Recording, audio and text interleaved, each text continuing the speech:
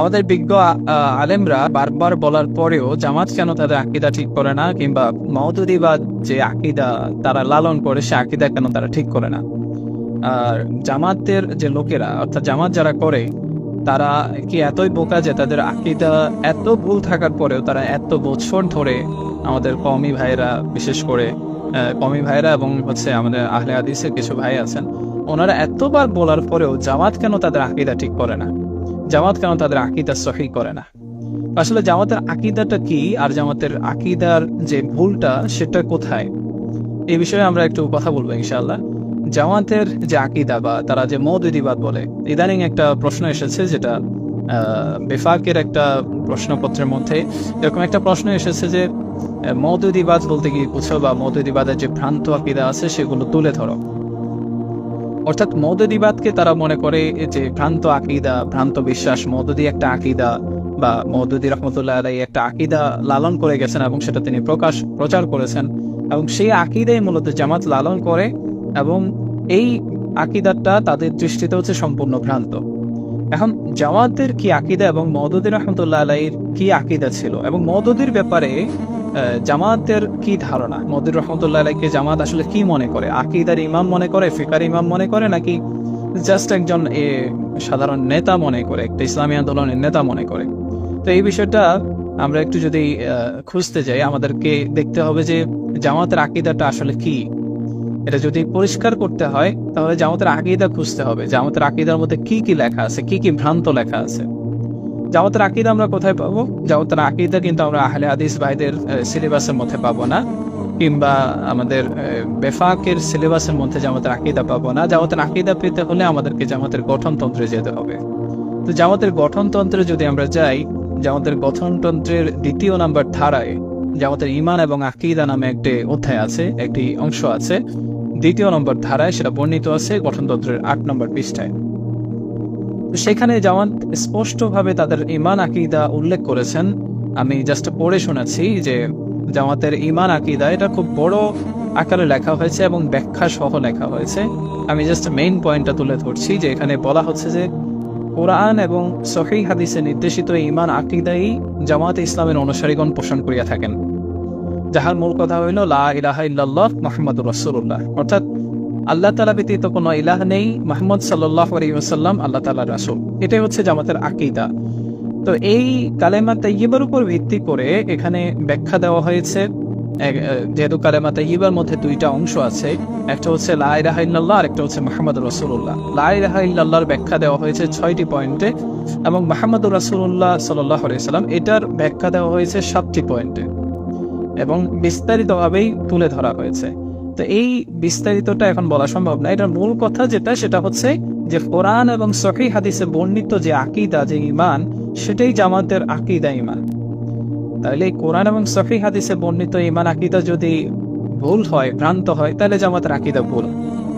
আর কোরআন হাদিসে বর্ণিত আকীদা যদি সহিহ হয়, তাহলে জামাতের আকীদা সহিহ।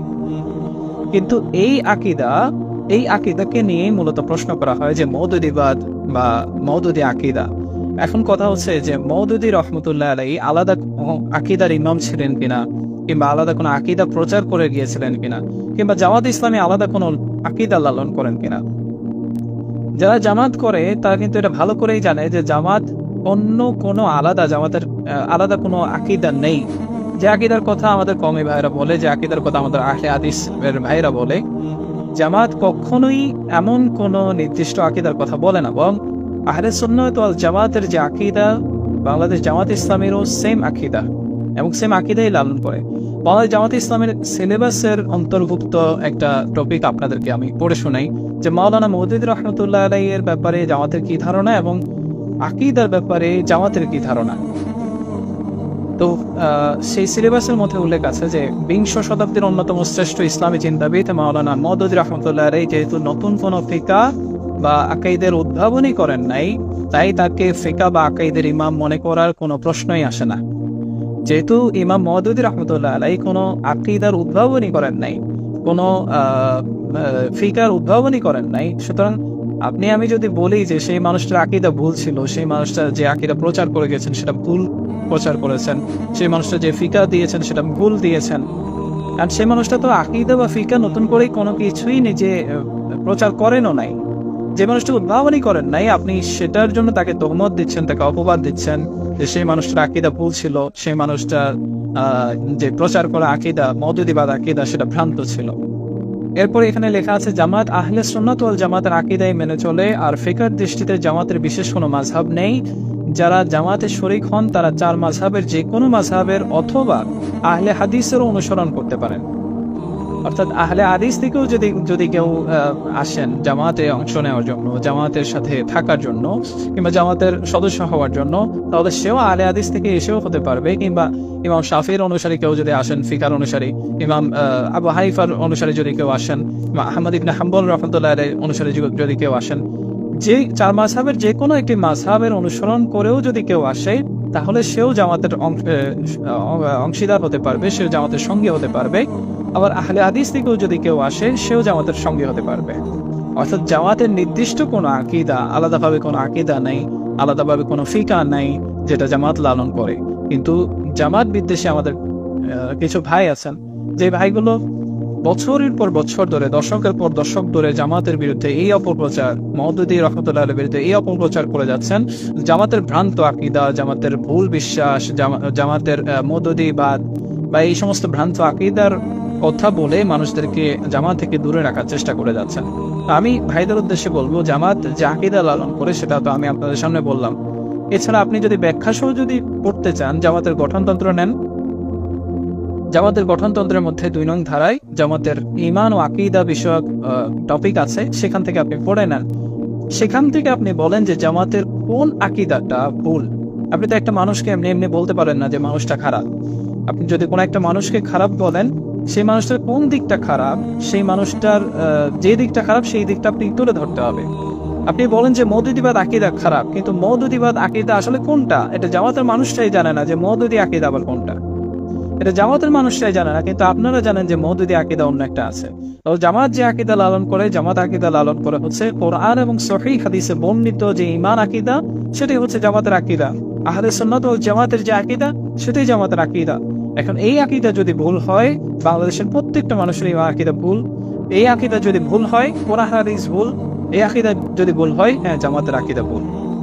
এখন কোরআন হাদিসের আকীদাকে যদি আপনি ভুল বলেন, জামাতের আকীদাকে যদি আপনি ভুল বলেন, তাহলে ইনডাইরেক্টলি আপনি এটা বলতেছেন যে কোরআন হাদিসে বর্ণিত ঈমান আকীদা ভুল।